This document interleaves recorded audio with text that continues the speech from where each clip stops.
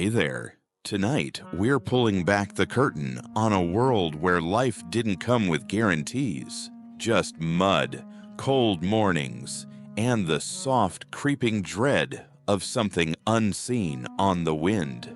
You're waking up in 1347 Europe, where luck matters more than medicine, and you're running low on both. So hey, before we fall down the rabbit hole of medieval misery, hit like and subscribe, but only if you genuinely enjoy these sleepy deep dives.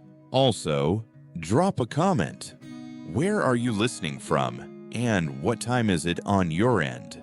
All right, lights down, background hum up. Let's begin. You stir beneath a threadbare blanket, the straw mattress beneath you groaning like an old man's knees. The damp greets you first, then the chill, and then the unmistakable scent of a family that bathes once per religious scandal. The roof above leaks in 3 predictable places. The walls are daubed with mud and hope. Privacy. That's for the nobility. You, meanwhile, share this tight cottage with your entire family, 2 chickens, and a bucket that no one enjoys emptying. You fumble into your tunic and stomp over the cold-packed dirt floor, your breath clouding. No fire this morning, just a hearth of ash and regret. Smoke, sweat, and something rotten cling to the air. No one questions it. Everyone smells like this. Bathing is for the foolish.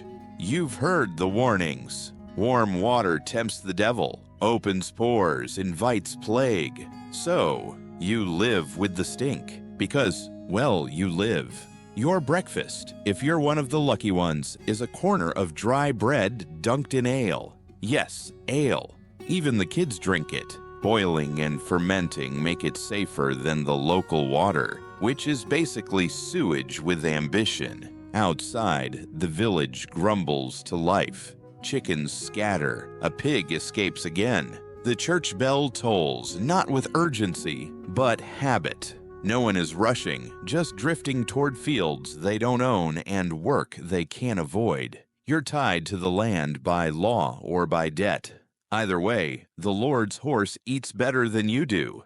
And yet somehow, there's rhythm, familiarity, plant, toil, harvest, repeat. The priest's sermons blur into background noise. Life is hard, but not surprising. That is, until the merchant arrives, dusty, sun-darkened, and wrapped in foreign smells, clove, sweat, and rumor. He steps off his donkey with satchels of fabric and jars of spice. But it's not the goods that grab your village's attention.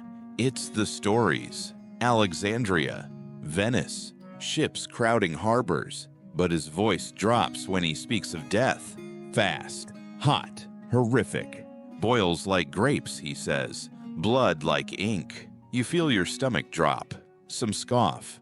Others cross themselves. You've heard worse after too much ale. Plague, God's wrath, pestilence. It's all background noise. Historians still debate. Were these tales overblown warnings or frighteningly accurate? Doesn't matter. Because now, the whisper has arrived, and you shrug and go back to digging, to working, to ignoring, because death is always somewhere else, until it isn't. That night, you fall asleep to the familiar chorus of your family breathing beside you, soot in the air, and a single question scratching the back of your brain. What if that merchant wasn't exaggerating? The next time the merchant passes through, he's different. His pack is lighter, his voice quieter. He doesn't stay long. Not to sell, not to gossip, not even to barter for your mother's winter onions, which he once called a miracle against scurvy. This time, he's on the move, fast. You overhear him in the churchyard, speaking to Father Thomas in hushed tones. His eyes dart left and right, like he expects something to leap from the trees. Venice is closed, he says. No ships, no docks, bodies in the canals. They're piling them like timber. Father Thomas clenches his jaw, crosses himself, and tells the merchant not to spread fear. The merchant nods, but you notice he doesn't smile, and he leaves at dawn. Whispers spread quicker than the actual plague. Stories flow from one village to the next, bouncing on the backs of peddlers, priests, and travelers who speak of strange deaths in the south, of towns silenced overnight, of carts so full of bodies they creak like overloaded boats. But what can you do? You've still got work to finish. The barley's behind schedule. Your mother is knitting extra socks for winter, and your sister's got a toothache she insists is the real emergency. Life marches forward because it must, even if the road ahead is crumbling. Still, you notice changes. The market in the next town is half empty. The cobbler doesn't open his stall anymore. The apothecary, old Elric, has stopped mixing his famous cough tonic, a syrup that mostly tasted like licorice and hope.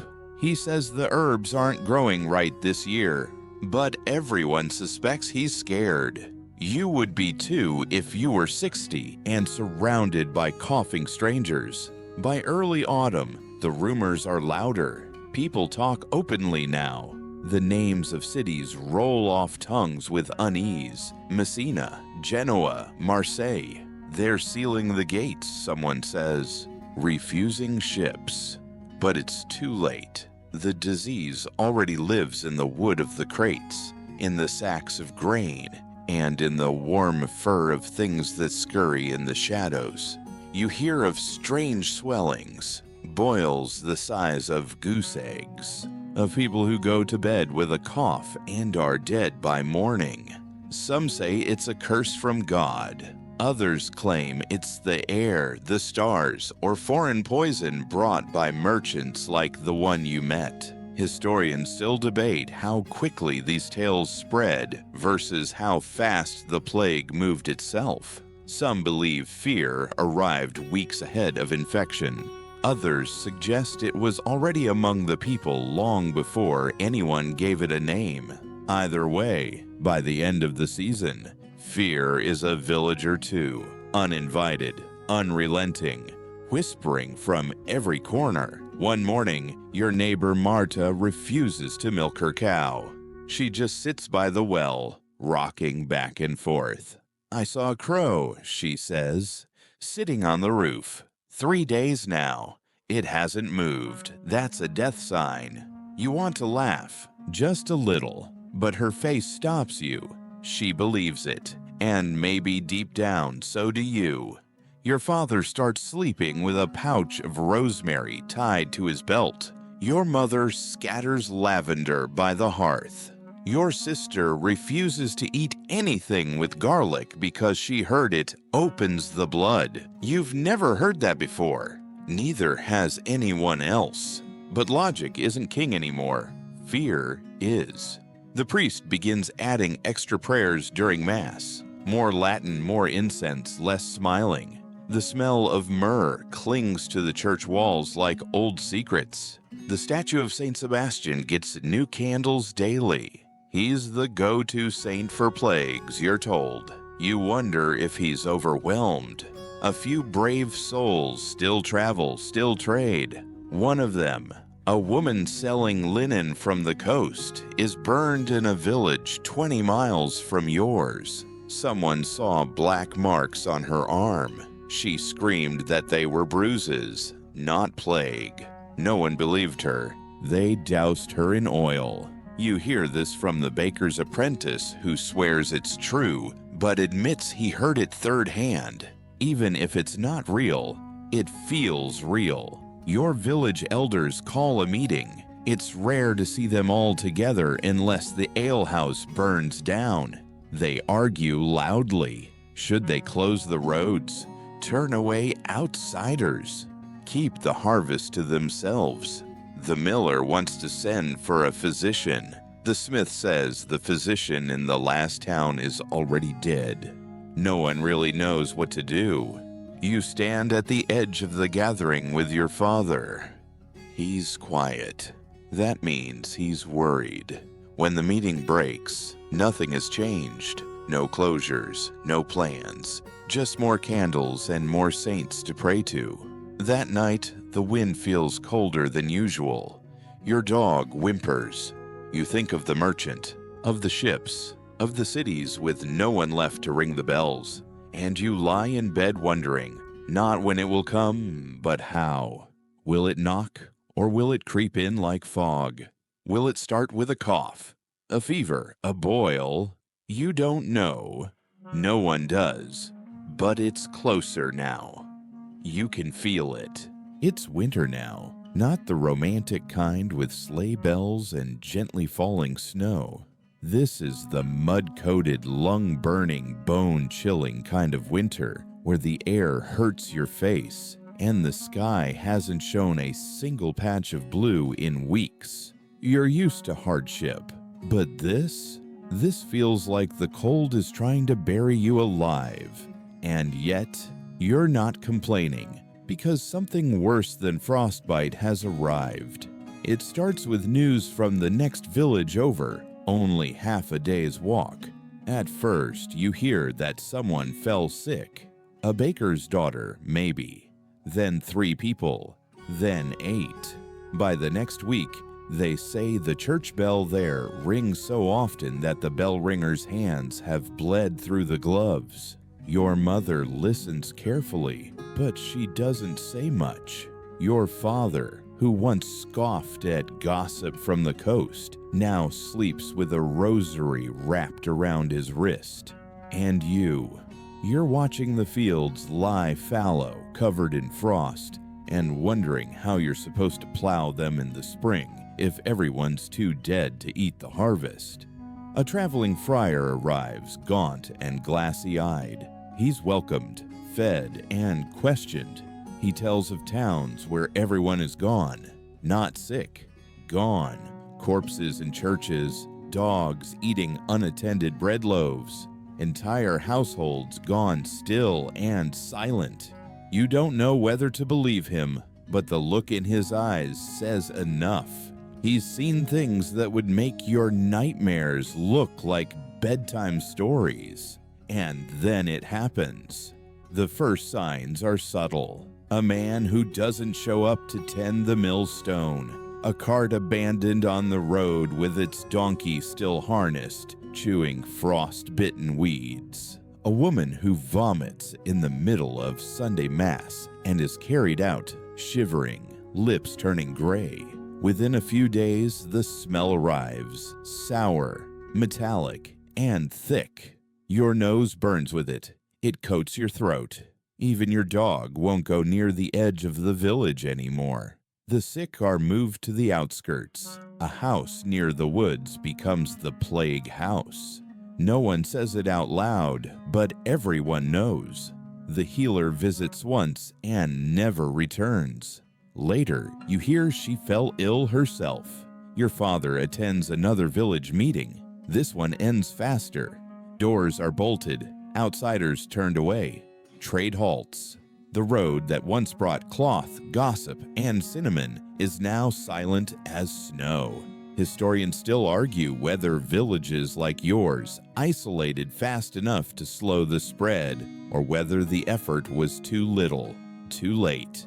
What's clear is this: everyone tries something, and none of it really works. One morning, a teenage boy is found in the woods, covered in frost, his skin flushed with fever, and strange black marks blooming beneath his arms. He'd been hiding symptoms, hoping he'd recover. He didn't. By nightfall, he's dead. And the sickness moves faster. It becomes a rhythm. Wake. Find out who's sick, who's dead, who didn't show up for chores. The church bell tolls so often you stop noticing it. Then it stops altogether. Father Thomas is dead. No one is left to ring the bell anymore. The plague doesn't care about status. The wealthy wool merchant dies in the same week as his servant. The Lord's daughter perishes despite being wrapped in velvet and prayed over by 3 priests. The chickens are eerily quiet. At night, you hear wailing. Sometimes it's from a neighbor's house. Sometimes it's from your own throat. You help dig a grave. You're first. It's for Marta's youngest. He had been so full of energy, always throwing rocks, chasing geese. His body is small, but the grief that follows is enormous. It swallows the air like smoke. The second grave is easier. Not emotionally, but physically. You're numb now. By now, your village has built a mass pit near the southern ridge. Individual burials are impossible. There aren't enough hands to dig them. You keep busy, because busy means alive. You help move firewood. You bring bread to your neighbors. You carry water with a cloth soaked in vinegar tied around your face. You don't know if it helps, but it gives the illusion of safety. And that's worth something. One evening, your mother kneels by the hearth, clutching a wooden carving of Saint Roch, the patron saint of plagues. She murmurs a prayer with her eyes closed tight. You sit beside her in silence, feeling like a child again. She opens her eyes. "You mustn't be afraid," she says, but her voice trembles. You try not to ask questions, like why the birds are gone, or why the sky looks so pale, or why your little sister hasn't spoken in days. But your body knows. This is not just sickness. This is unraveling. One morning, you wake up and the cottage is silent. The kind of silence that presses on your chest. Your sister lies still, her lips blue. You don't touch her. You already know. Your father walks out the door with his shoulders bent like he's aged 20 years in one night.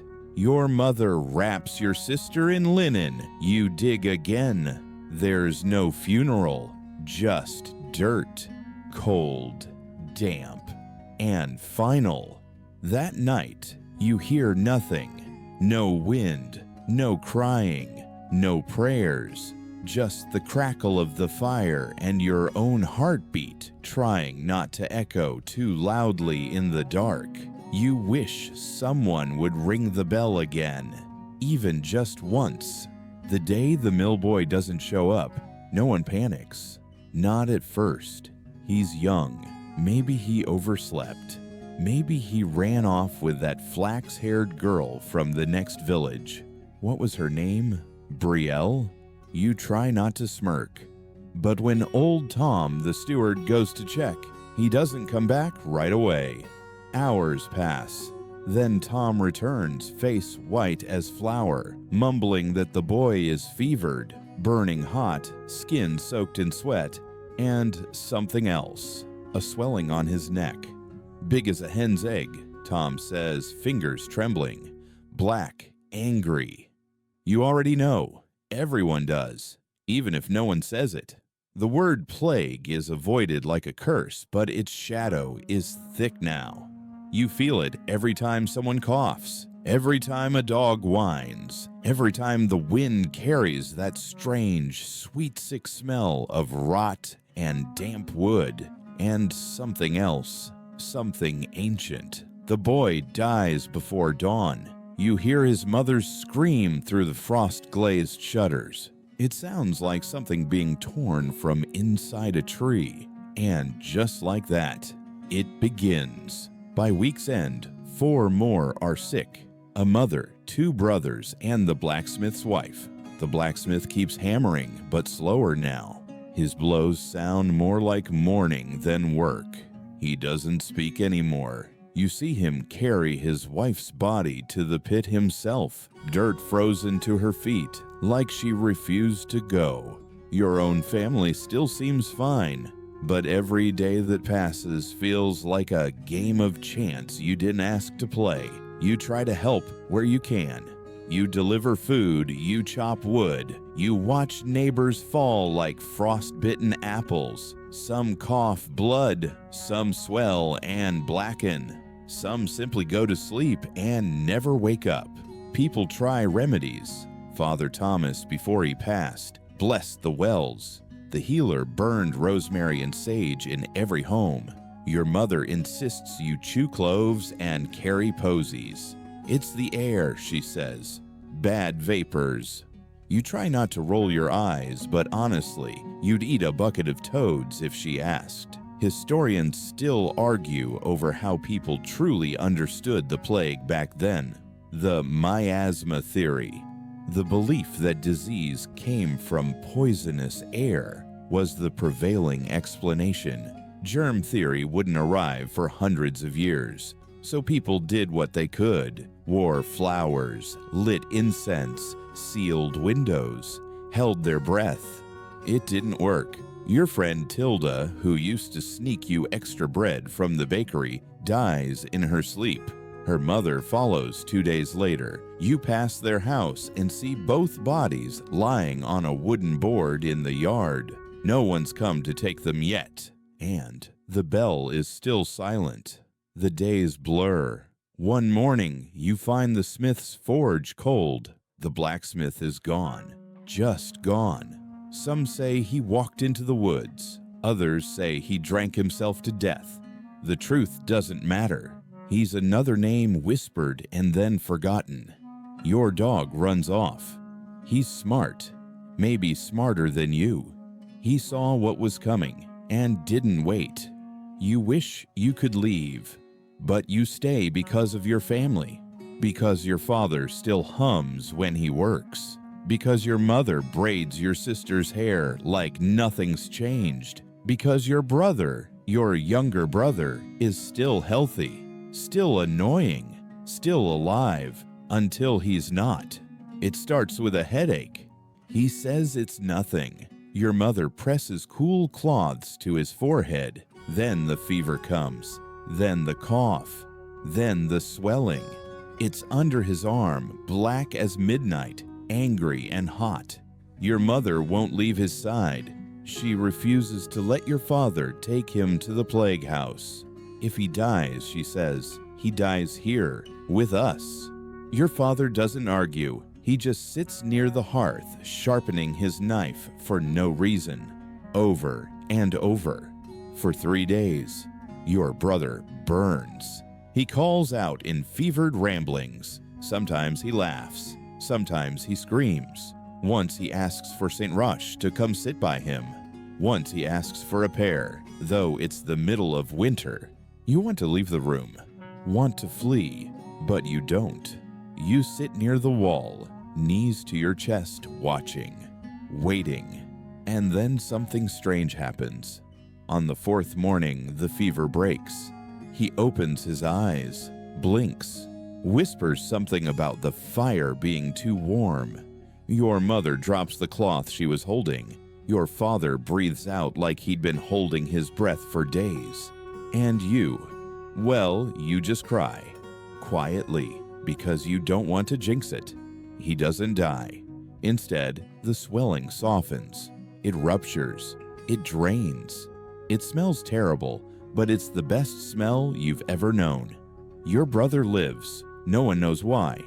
It makes no sense. Others younger, stronger, have perished, but not him. Some say it's prayer. Others say it's luck. Your mother says it's God's mercy, though she can't quite look heavenward when she says it. Historians, centuries later, will uncover the truth. Well, part of it.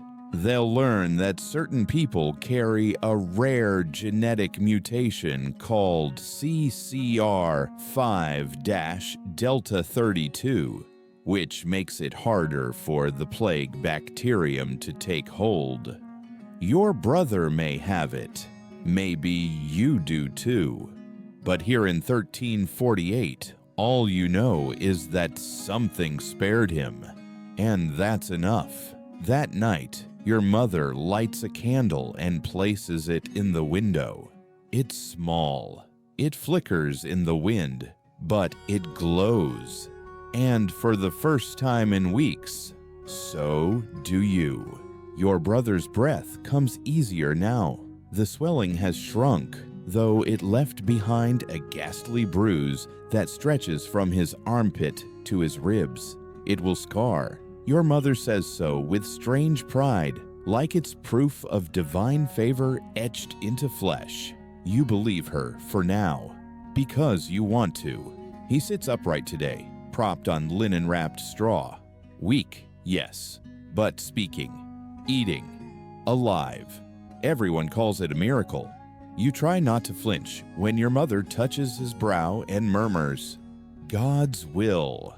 Her hands tremble. Her voice sounds rehearsed. You've heard her say it over sick animals, over miscarried babies, over the blacksmith's empty forge. But this time it feels personal, almost defiant. Still, no one knows what actually saved him.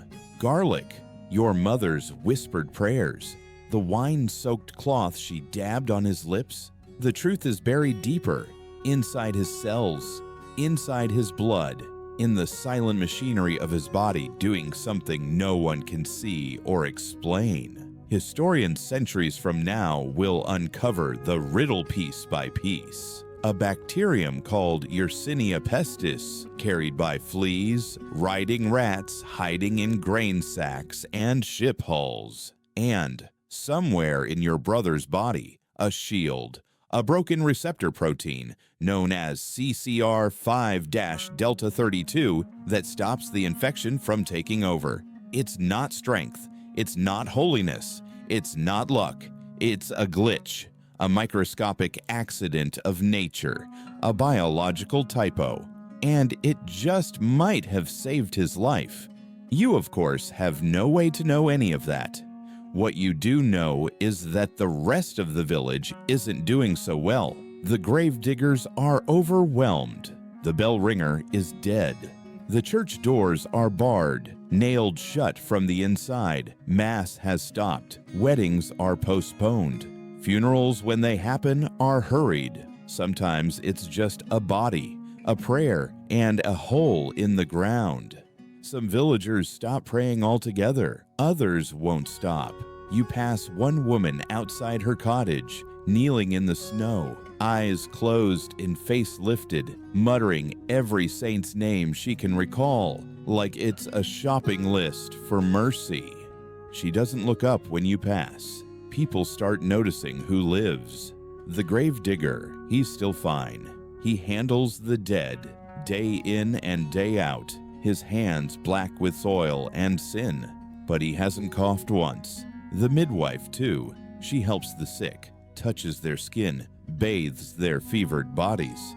Yet she's untouched. Witch, someone mutters about her one morning. God's chosen, says another. You don't say anything. You're too busy watching your brother try to stand, hands braced against the wall like a newborn calf. He stumbles, then steadies. He laughs. You cry a little. Again. People visit your family now, cautiously, curiously. They ask what you did, what herbs, what prayers, what sins you confessed. One old man offers your mother a chicken in exchange for the secret. She gives him a cup of broth instead. Whispers turn into questions. Why did he live? Why didn't theirs? And then come the unspoken ones. Why him and not my daughter? Why your family and not mine? Why do you get to be whole when the rest of us are only pieces now? Survivor's guilt. The name won't exist for centuries, but the feeling is old. You carry it now. Wear it like a second skin, itchy and invisible. You go to the well and avoid eye contact. You pull wood from the shed and stack it silently. Every cough you hear sounds louder. Every breath you take feels borrowed. That night, your brother asks the question no one's had the courage to say aloud. Why did I live? Your mother turns, eyes glistening in the firelight. God's will, she says again, but this time her voice breaks. You lie awake after they sleep. The cottage creaks with winter's fingers at the thatch. Your brother snores softly, scarred but breathing. And all you can think is this. If he was spared, what does that mean for the rest of you? Because death is not done. You feel it, in the wind, in the silence where laughter used to live, You step outside. The sky is clear. Cold stars above. Somewhere, a dog barks once. The village is smaller now. Quieter. But you're still here. For better or worse, you're still here. Your brother gets stronger by the day. He walks to the edge of the field now, scars still healing, voice still raspy, but alive in a way that feels almost defiant. He even teases your sister again, an act so normal it feels like a rebellion. People still call it a miracle, but the shine is starting to dull. You start noticing the way they look at him. Not quite admiration, not quite suspicion, something in between, like he's part saint, part mystery, part riddle they're not sure they like. And who can blame them? Entire families have vanished, entire bloodlines turned to ash. Yet here he is, upright, and talking about rebuilding the chicken coop like the world hasn't cracked open. People have questions. And fear always seeks a reason. Why do some survive when others don't? Your mother says it's God. Your father just shrugs. But something gnaws at you, because deep down you suspect it isn't a blessing. Not exactly. It's something quieter, colder, something that shows without kindness. In your brother's blood, in his cells, in that secret language of flesh and chemistry, he carries a mutation. Not that you'd know to call it that, but someday scientists will. The CR5-Delta32 mutation, to be precise. It affects a protein found on the surface of white blood cells. Normally, this protein acts like a door, one that certain invaders like Yersinia pestis use to break in. But in people with the Delta 32 mutation, that door is either missing or warped. The plague bacterium knocks, and no one answers. Modern science will discover that having 2 copies of this mutation gives you a high chance of resistance. 1 copy, partial defense. No copies, you're at the mercy of the rat, the flea, the bite, the cough, the wind. It's not courage, it's not prayer, it's molecular lockpicking, and your brother happened to be born with a better lock. You wonder if you have it too. There's no way to know, but you haven't gotten sick.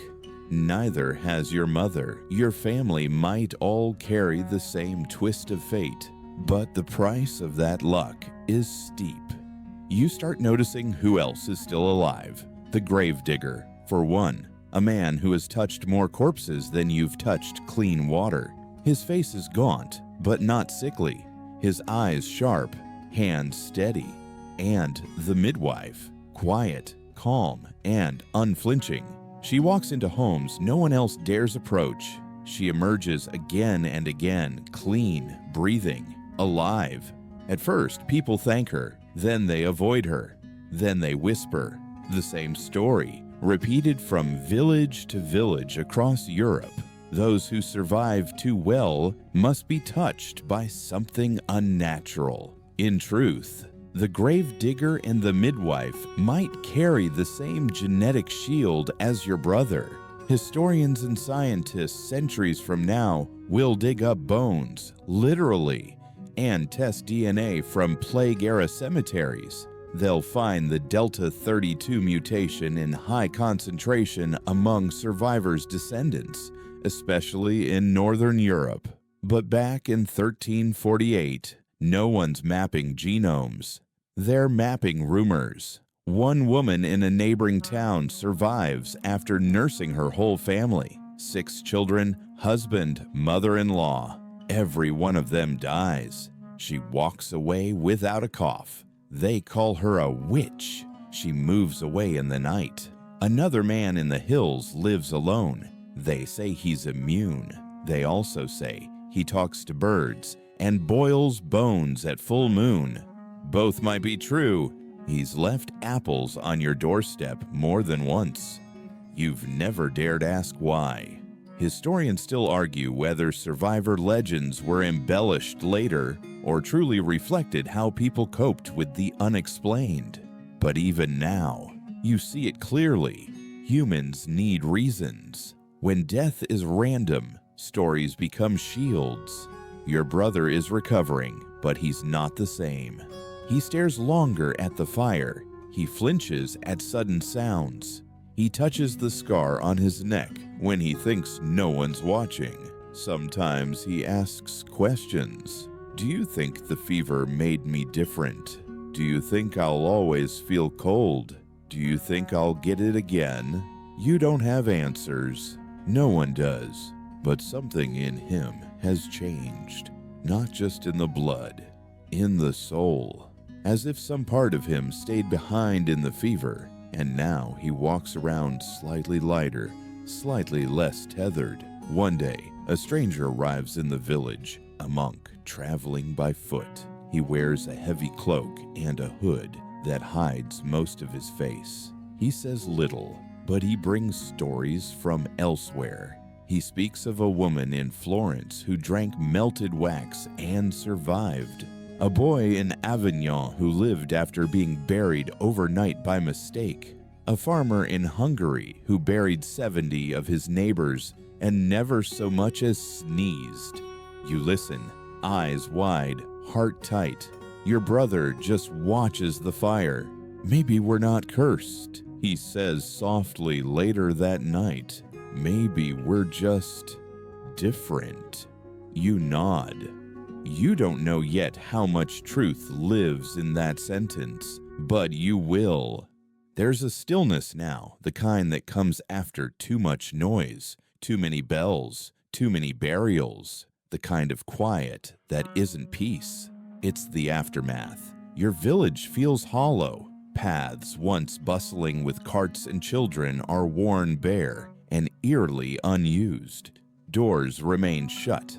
Some houses stand abandoned, their chimneys cold and their windows gaping like open mouths. The plague hasn't vanished, but it has slowed. Or maybe it just ran out of people. Your brother walks without help now. The scar on his neck is a jagged purple line, thick and angry, but it's healing. He keeps it covered with a cloth as though it embarrasses him, like it says too much. But around town, the eyes that once looked at him with awe have changed. They still look, but not with reverence. Not anymore. Suspicion has replaced curiosity. At the well, a girl you've known since childhood won't meet your gaze. At the bakehouse, the new woman in charge hesitates before handing you bread. Your mother pretends not to notice. She thanks everyone twice, smiles too wide, holds your brother's hand just a second longer than necessary. You know what's happening. He lived, and they didn't. Survivor's guilt wraps its fingers around your throat. You begin to count the faces you'll never see again, not out of mourning anymore, but out of disbelief. Tilda, old Elric, the smith, Father Thomas, even the boy who used to throw mud at you during spring festivals. Gone, but you remain. And your brother, the one who didn't know when to stop talking, who once got stuck in the granary chasing a goose, is now an unexplainable living miracle, or something else. A few people call it what it is, luck. Others mutter darker things, unnatural, witch mark, touched. They look at your family like you're not entirely real, like you're too lucky, too healthy, too whole. You find yourself apologizing for being alive. You draw your cloak tighter when you walk past neighbors. You lower your voice. You leave food at the doors of the sick, but you don't knock. You want to help, but you also want to disappear. That's when your father stops you. "We're not hiding," he says. "We survived. That's nothing to be ashamed of." But he doesn't go to the market anymore. He sends you instead. You wonder if he believes his own words. Historians today talk about survivor identity, the strange duality of being both grateful and haunted. Entire communities across Europe lived with it after the Black Death. Some wore it like armor, others buried it deep, but all carried the same quiet question: why me? Your brother wakes screaming some nights. He never remembers what he dreamed. Your mother hums lullabies from when you were toddlers. She hasn't done that in years. There's a new routine now. The bell is silent, but time still moves. Bread is baked, firewood stacked, livestock tended. The mundane returns, though it feels somehow heavier. You find yourself doing small things just to feel normal. You sharpen tools that no one will use, sweep the doorstep of the abandoned neighbor's house, mend a cloak for someone who won't wear it. It's like setting the table for ghosts. And then, one morning, you wake to birdsong. Not a shriek, not a cough, not a bell. Birdsong. You sit up slowly, not daring to believe. The frost has begun to melt. The sun hits your roof in a new way. And suddenly, you remember what spring smells like. Your brother stirs. His eyes look clearer than they have in weeks. Outside, in the village square, two children chase each other around the well. They're laughing, real laughter, not the kind that hides grief. You step outside barefoot just to feel the dirt again. For a moment, you forget everything. But only for a moment, because when you go back inside, your mother is crying, not loudly, not tragically, just silently, into the sleeve of her dress. You don't ask why. You know why. Because spring has come. And so has something else. The realization that this quiet isn't the end.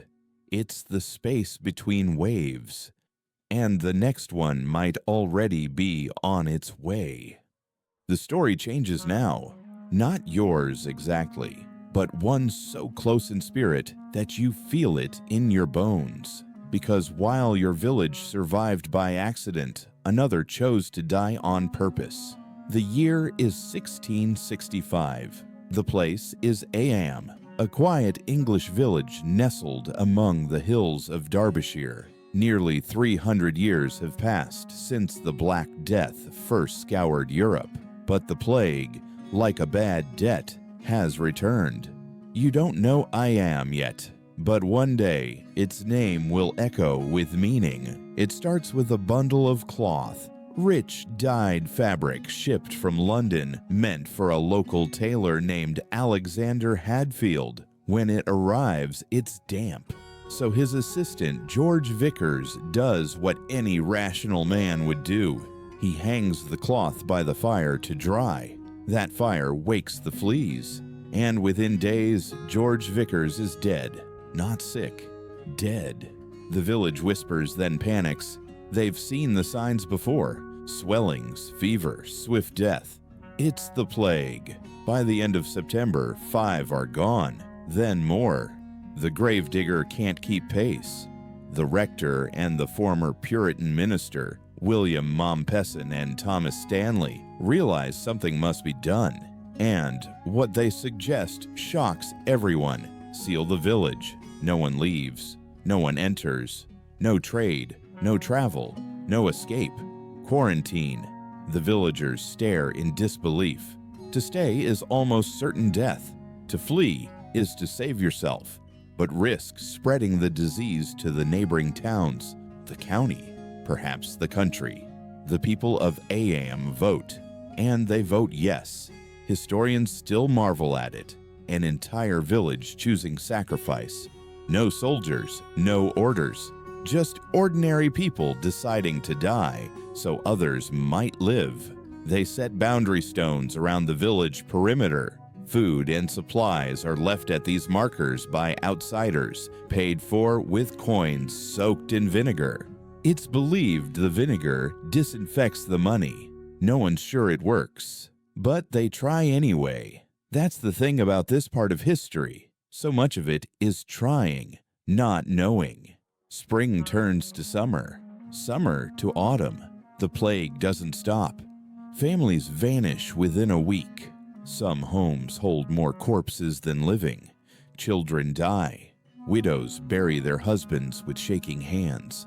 Some, like Elizabeth Hancock, bury 6 children and a husband in 8 days, digging each grave herself.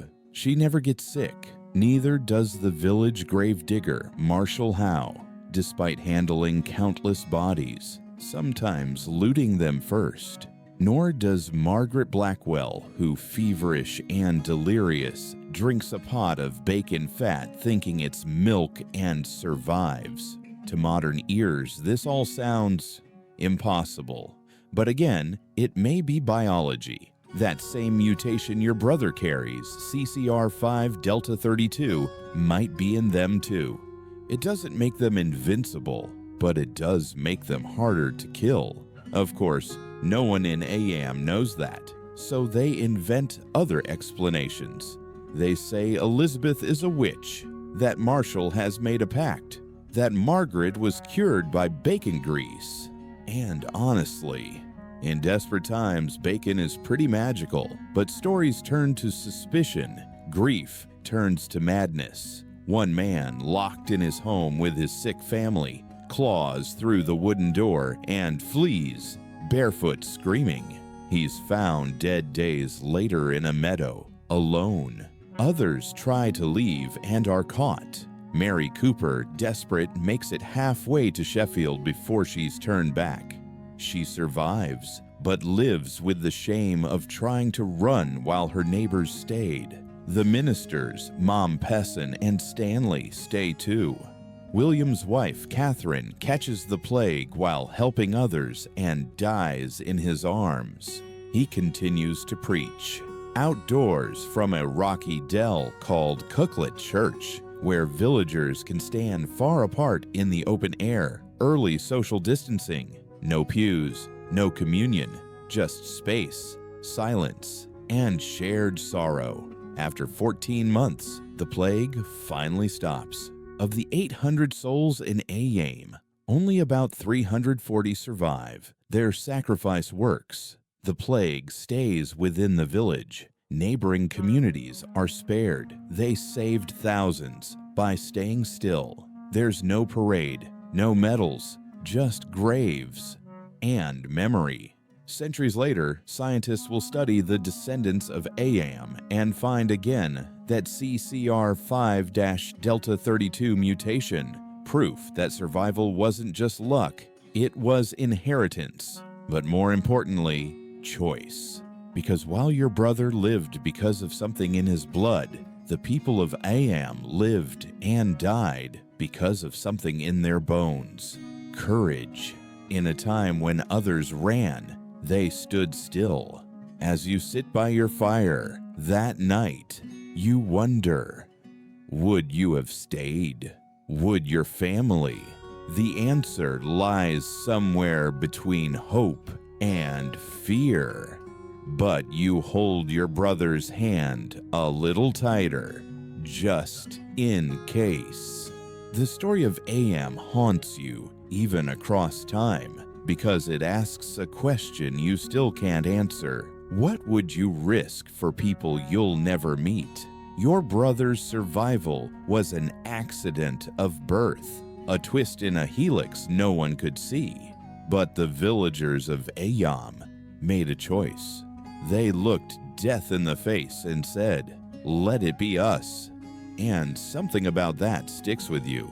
Like smoke in a room long after the fire's out, you find yourself walking to the old hill behind your village, the one where you used to sneak honey cakes and skip chores. From there, you can see everything, the cottages that still have people in them, and the ones that don't.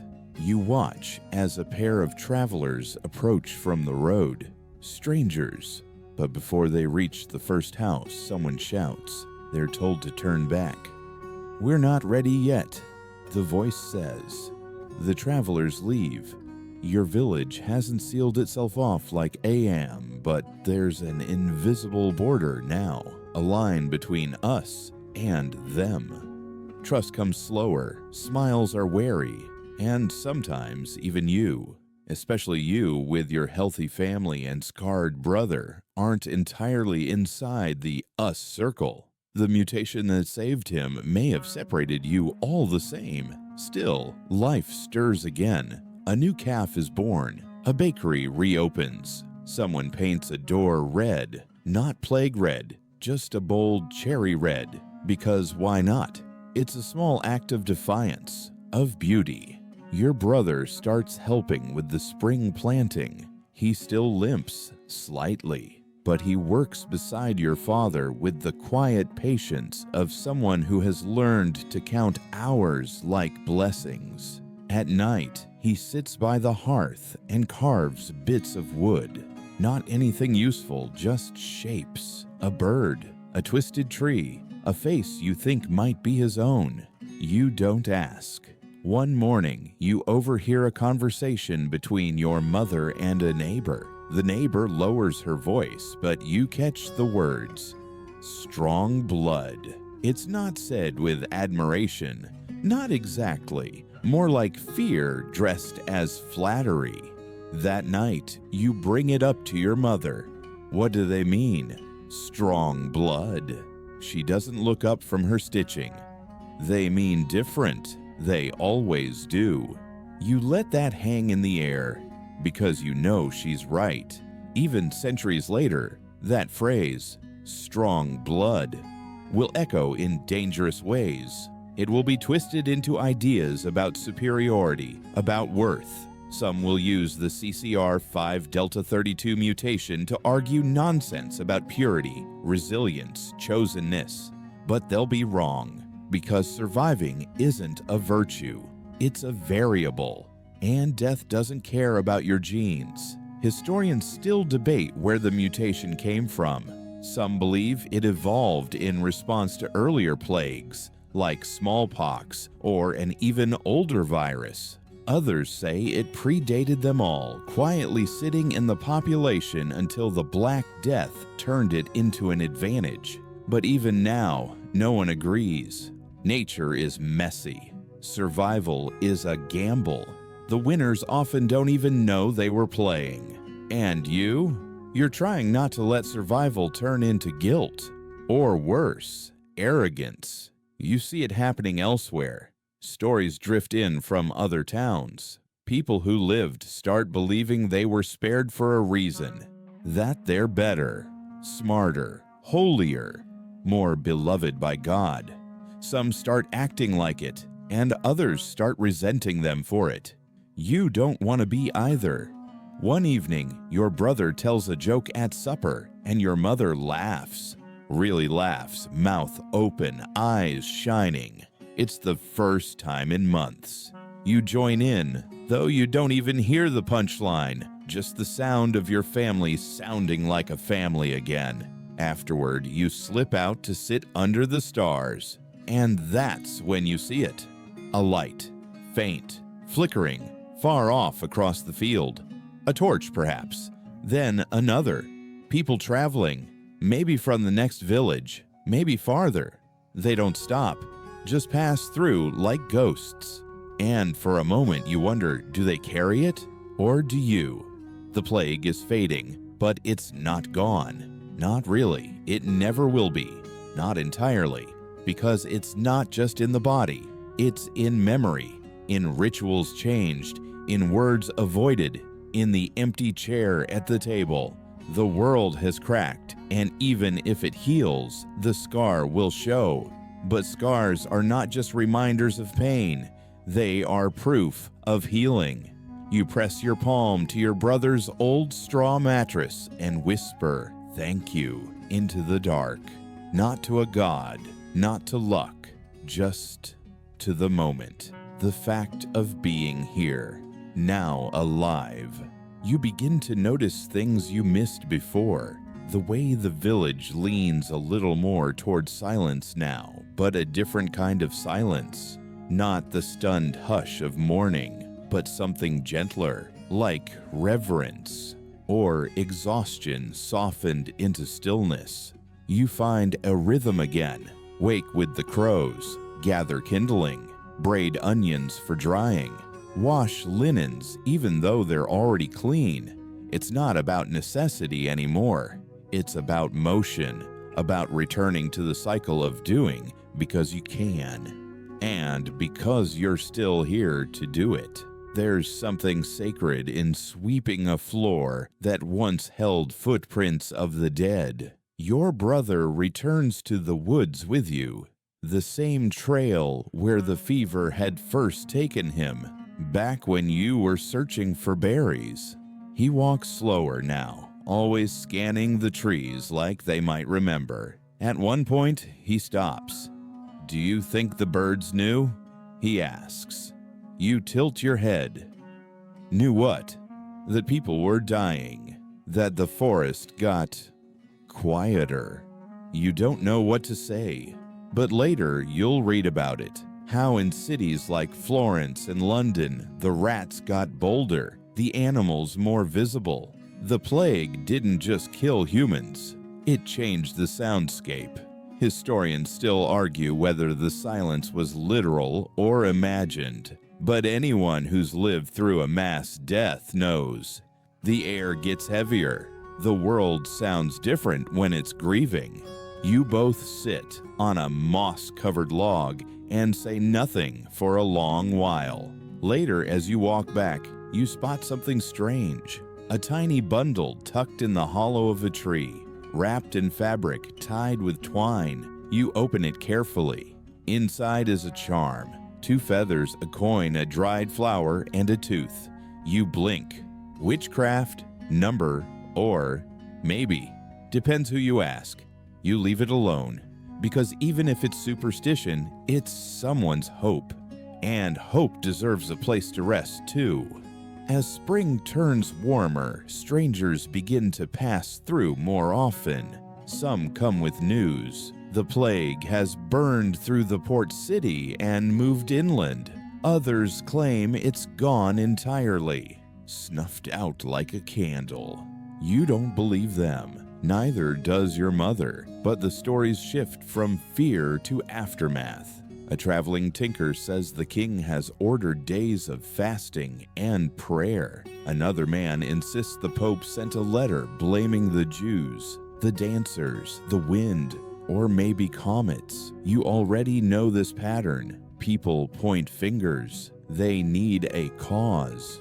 You think back to that mutation, the one your brother carries, and wonder how many others like him are out there. Not because of sin or virtue, but chance. It's strange, isn't it?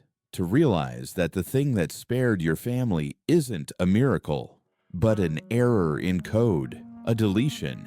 It makes you want to hug him tighter and also cry, because humans aren't made for randomness. We're storytellers, not spreadsheets.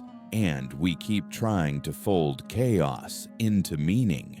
You find this is true when a nearby priest visits your village. He gathers the children to tell them a tale about angels guarding the good and demons punishing the wicked. The plague, he says, was a test. Only the righteous were left behind. Your brother hears this and walks away. Later, you find him splitting firewood. He looks calm, but the blade cuts deeper than necessary. He said Dad was righteous, he mutters. You don't say anything, because you remember your father coughing. The way he gripped your hand so tightly, it left a bruise. You remember the last thing he whispered before he died. Tell your mother not to look. Righteousness had nothing to do with it.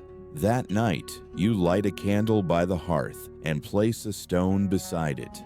One for your father, one for each friend you've lost, one for the child who used to sing off-key at festival.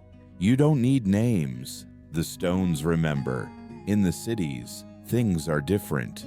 From what you hear, people burn incense in the streets and hold processions to ward off the return. Doctors wear bird-shaped masks stuffed with herbs. You picture them walking like dark shadows through alleys of sorrow, snouts filled with lavender and fear. It doesn't help, but it gives the illusion of control. And in the end, maybe that's enough. You begin to dream again. Not nightmares, just dreams. Sometimes you're in the woods running fast. Sometimes you're back at the well laughing. And once you dream of Am, though you've never seen it. And in the dream, the stones sing. You don't tell your mother, but your brother says he dreamed it too. Maybe memories pass through blood, he jokes. But the truth is, maybe they do. Or maybe grief teaches us the same language, no matter how far apart we are. Summer comes, the kind that hums with insects and hangs sweat-heavy on the back of your neck. And with it comes a strange new feeling, guilt for being happy. You catch yourself laughing too easily, walking barefoot too long, letting the sun warm your arms like it's something earned. And each time, some part of you flinches, waiting for punishment. But nothing comes. Instead, one morning, you wake to your brother singing, software off-key. But it's a song your father used to hum while shaving bark from branches. You don't interrupt. You just let the sound braid itself into the air like sunlight on water. Later that day, you visit the village square and see something else you haven't in months. A game. Children with hoops and sticks. Laughter that doesn't sound strained or borrowed from memory. You sit down under the old linden tree and watch without moving, not wanting to disturb the moment. And that's when an elder approaches you. He's quiet for a while before he speaks. "You're the one with the brother," he says, not cruelly, just fact. You nod. "They say he didn't die." You nod again. He squints into the sun. "Must be strange, carrying a miracle." You smile, but only with your mouth, because you're not sure it is a miracle, and you don't want to be the keeper of it. Historians call this period Plague Tale, the final stretch where most of the dying has stopped, but the living don't know what to do with themselves. It's the part where old patterns feel too tight, and new ones haven't settled yet. You start seeing changes everywhere. The tanner's son, who used to mock the apothecary's herbs, is now learning how to dry yarrow and willow bark. The blacksmith's daughter, who lost her betrothed, decides to wear his leather apron and take over his forge. Even your mother, once a woman of neat prayers and careful skirts, now sings when she cooks, loudly, badly, and without shame. The world, it seems, has rearranged itself. And yet, some things stay broken. At night, you still dream of eyes gone glassy, of breath rattling in chests, of hands too cold to hold. You still avoid walking past certain cottages. You still flinch when someone coughs too hard or sneezes without covering their face.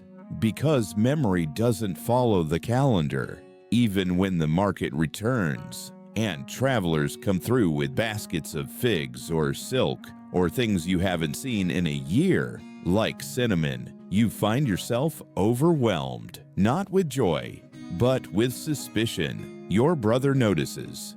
"You're waiting for it to happen again," he says. You don't deny it, because plague is like thunder after a flash. You know another crash is coming. You just don't know when. Back then, there were no vaccines, no cures, just prayers and guesses. And vinegar. Always vinegar. You hear a man in town say the plague was punishment from heaven. Another claims it was the work of devils. A third swears by astrology. Mars was in the wrong house. They're all wrong. But they're not stupid. People are just trying to put handles on the dark. You try to stay busy, but some days, busy isn't enough. One evening, you find your brother standing at the edge of the woods again, holding that little carved bird he's been shaping for weeks. "I want to leave it," he says. "Here," he nods. "Why?" He shrugs. "For whoever needs it next." You watch him place the bird in the hollow of a tree, beside the old charm bundle. Then you both walk away. You don't speak about it, but that night you dream of a child, years from now, finding it, holding it, smiling, maybe surviving, maybe not. Historians still debate the final death toll. Some say the Black Death killed 25 million people. Others argue 50. A few push the number higher. There are entire regions with no records at all. But numbers don't matter when it's your father, or your friend, or the boy who stole your apple that one time and grinned like it was the best joke in the world. Grief doesn't scale. It settles, like dust in the corners of a house you're still afraid to clean. And yet, you wake, you wash, you laugh, you love. Eventually, without realizing it, you find yourself talking about your father without crying, about the days before the plague without bitterness. You remember joy the way you remember songs, imperfectly, but with warmth, and that's its own kind of miracle. By autumn, the harvest feels heavier than usual, not in size, but in meaning. You watch as villagers bend their backs to the fields, cutting wheat with solemnity, as if they're gathering not just grain, but memory. The ones who used to sing while they worked now move quieter, more measured. There's a kind of reverence to it, like a prayer made with your hands. Your brother threshes beside you, sleeves rolled high, forearms lined with golden chaff. His body stronger now than even before the fever, but you see the pauses. The way he glances at the tree line sometimes, lost in some thought he doesn't share. You don't ask, because you know. Everyone's carrying someone now. Not literally, but inwardly. Every breath is a name unspoken. Every smile a eulogy that no one hears. One day, the traveling merchant returns, the same one who passed through when the world was unraveling. He's older now, grayer, but still smiles with too many teeth and smells faintly of cloves and wine. He brings news. Venice has reopened, Paris too. The ships sail again, and he adds, quietly, that there's a rumor going around. Some people seem to never get sick. Entire households spared while neighbors fell. There's talk of special blood, he says. Blessed veins. You feel your spine straighten. He doesn't mention your brother, but his eyes linger just long enough.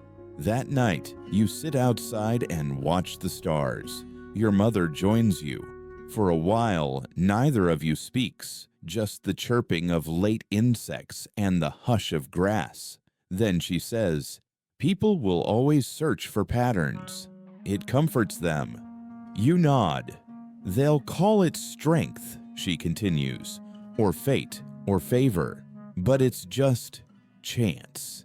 And then, after a pause, "Don't let anyone turn your brother into a prophecy." You look at her, really look. The lines that deepened around her mouth this year.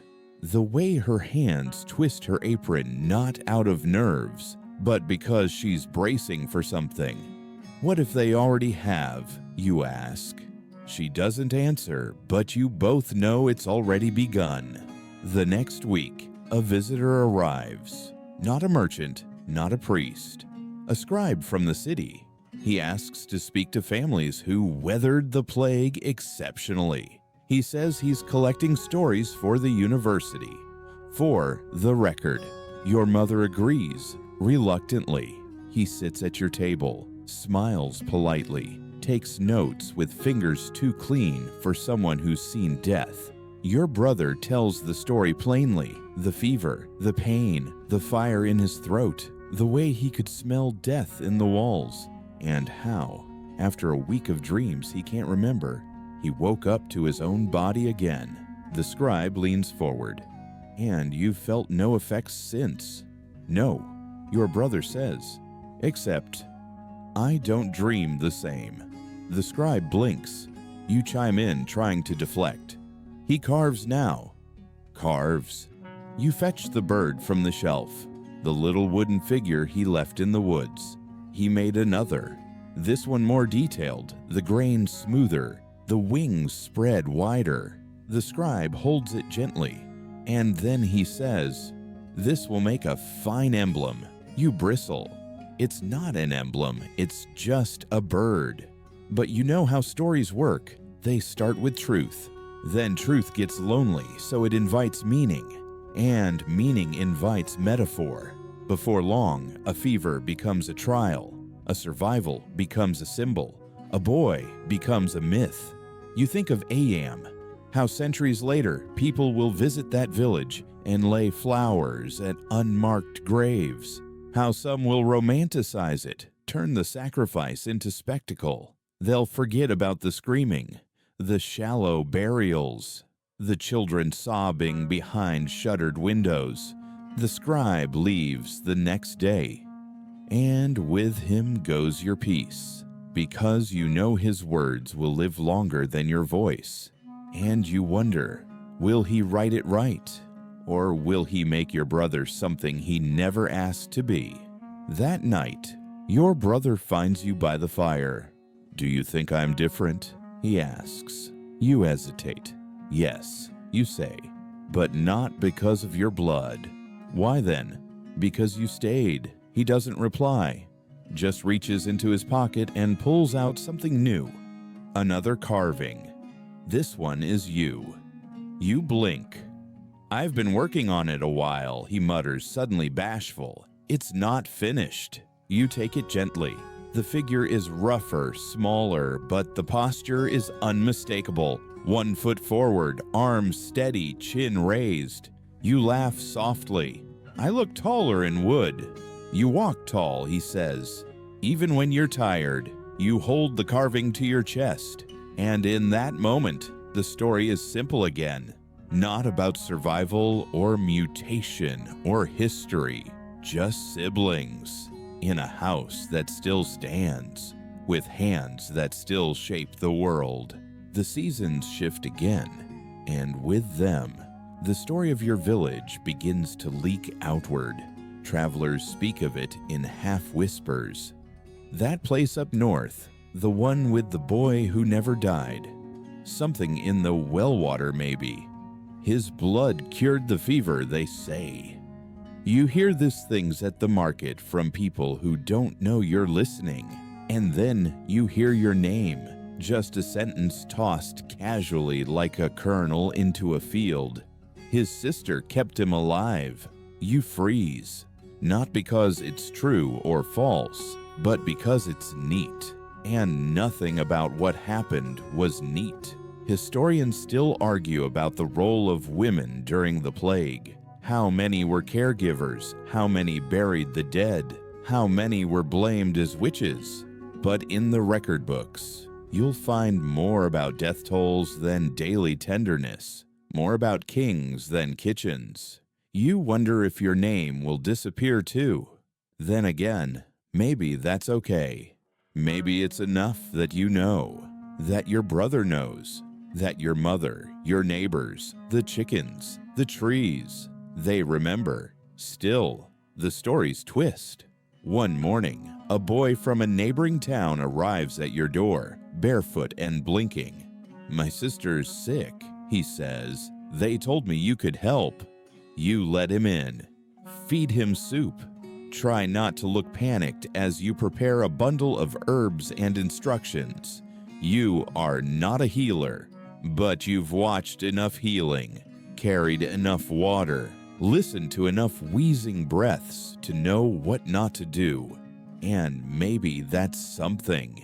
You send him back with the bundle and a kiss pressed into his palm. like your mother used to do when you were small. Later, your brother teases, "You've become the village witch." You grin, "Only if you help me grow warts." But the truth stings a little, because you've seen where these stories go. One minute, you're wise. The next, dangerous, revered or feared, depending on the moon. You start keeping track of the whispers, not the words, but the tone. And one day, you hear it in your own village. Someone mutters too loudly that they don't get sick. "Those ones." Someone else replies, "Maybe they brought it then." It coils in your stomach like a worm. You talk to your mother, she sighs. We forget how to be grateful. Fear is easier, so you begin writing things down, not for the world, not for the scribe in the city, just for yourself. You record the names of the dead, the date of the first fever, the taste of the soup you made the night your brother broke his fever, the way your hands shook the first time you laughed again. You write in the margins too, little things, like, "The cows returned to grazing today. I danced a little in the pantry when no one was looking. I miss my father's shadow. No one else sees it. Not yet." One evening, your brother shows you a new carving. This one is strange. Two faces on the same body. One is laughing, the other is crying. "What is it?" you ask. He shrugs. "Survivor." You sit with that word a while. It doesn't feel like a crown or a badge. It feels like a scar under a shirt, always there, but not always seen. There's a story they'll write about you and your brother one day, but it won't be the full one. Because how do you write about the quiet dread of folding a blanket that once belonged to someone who isn't here? How do you describe the smell of fear when it's clinging to your skin? Or the sound of your own heartbeat the night the coughing started? You can't. So you write this instead. We lived, and in smaller letters beneath it, sometimes we laughed too. You think that's enough. The first frost of the year comes quietly. You wake to find the windows laced in silver, the well rope stiff, the chickens confused and puffed like tiny round ghosts. It's beautiful, in a sharp, cruel kind of way. Your brother runs outside barefoot and yelps. You laugh. It's a real laugh, unforced, loud enough to startle the crows from the barn roof. And just like that, you realize you're not afraid of winter anymore, not the way you were last year. Last year, winter meant death. It meant cold breath and colder bodies, and the slow crunch of grief hardening like ice. But this year, it's different. This year, you're alive. The village prepares for winter as it always has. But the preparations carry a quiet stubbornness now, like everyone is saying with their hands what they're too tired to say aloud. We're still here. You help the blacksmith's daughter repair tools. You hang onions to dry in the attic. You bring soup to the old widow who talks too much but whose hands shake less when you sit with her. The day before the solstice, your brother hands you something. A notebook. Your notebook. He's stitched it into a new cover, soft leather, dyed a deep red. "I thought it should last," he says. You run your fingers over it. The pages are worn from your writing, a few smudged from tears, one corner stained from when you spilled broth during a storm. You hold it like it's fragile, like it might still burn if you let it. Later that evening, he says, "You should read it aloud sometime." "Why?" He shrugs. "Because some stories shouldn't stay buried." And you understand what he means. Not just the story of what happened, but how it felt. That's what gets lost, isn't it? Historians remember numbers. They debate causes. They trace maps and trace bloodlines. but they forget how the world smelled when the wind blew through empty streets. They forget what silence sounds like when it lasts too long. You think of Ayam again, the village that locked itself down to stop the plague from spreading. Some say they saved thousands. Others say the plague would have burned out anyway. Historians still argue, but no one argues about the grief, or the courage, or the way the children must have missed the sound of laughter. That's what matters. You spend the solstice inside, candles lit, stories told. Your mother hums while peeling apples. Your brother carves something new. You sit beside the hearth and write another entry. This one short. There is peace today. Not perfect, but enough. Afterward, you step outside. The snow has begun to fall, not in sheets, but in lazy drifts that tumble like ash from the clouds. You breathe in. The air is sharp, alive. You feel the cold on your teeth. And for the first time in months, you feel the future arriving, not as a shadow, but as a possibility, a maybe. The stars blink above you like someone trying to remember your name. And for once, you don't feel small beneath them. You feel part of it, this story, this world, this strange, broken, breathing place. You whisper, "We're still here." The trees don't answer, but they don't need to.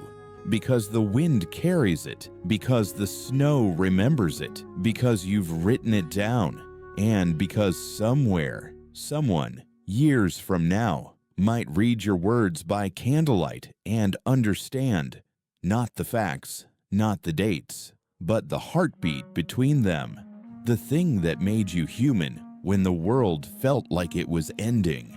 And that's enough. That's always been enough.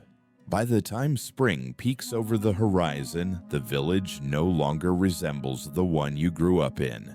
New fences mark new gardens. Old paths are overgrown, while others, worn smooth by cautious feet during quarantine, become the new main roads. People build not because they forget, but because they remember what still needs shelter. And quietly, everywhere, women are running things. Not just the homes, though of course that's still true, but the smithy, the grain ledger, the herbal stalls, even the little voting square where elders gather to argue about water rights. The plague took many men. And the women who survived, they didn't wait for permission. No one seems brave enough to tell them to stop. Your friend Lena, once the shy midwife's apprentice, now instructs 3 men in making salves for infected wounds. She doesn't raise her voice. She doesn't have to. Authority wraps around her like her shawl. You spot her one day arguing with the baker about price gouging. He tries to talk over her. She doesn't blink. In the end, he agrees to fairer prices. You grin as you pass. Historians sometimes say the plague disrupted feudal order, that it gave peasants leverage, forced wages to rise, forced landowners to bargain. It's not wrong, but it's also not the full story, because the real shift wasn't just economic, it was personal. People started asking different questions, not just who owns this, but why should they? Not just what did we lose, but what are we no longer willing to tolerate? Your brother has joined a group of builders working on a new chapel. This one open air with no steeple. The priest who once called every illness a punishment now says little. Instead, he brings stones and labor and silence. Sometimes healing doesn't need sermons, just hands. You keep writing. By now, your pages spill beyond the little leather book. You stitch others, hide them beneath floorboards, tuck them behind hearthstones, not because you fear theft, but because stories deserve to survive plagues too. One afternoon, a child stops you near the square. She's maybe 7, missing 2 front teeth, holding a piece of bread and a wooden doll missing an arm. Are you the sister? She asks. You blink. I'm a sister. No, she insists. The sister, the one with the notebook. You pause, smile. I guess I am. She nods like that, answers something big, and wanders off. And you realize people are still telling stories, not the ones in your pages, not yet, but the ones whispered from mother to child, carved into wood, hummed into dough. Your brother says the world feels warmer now, not just in temperature, but in spirit.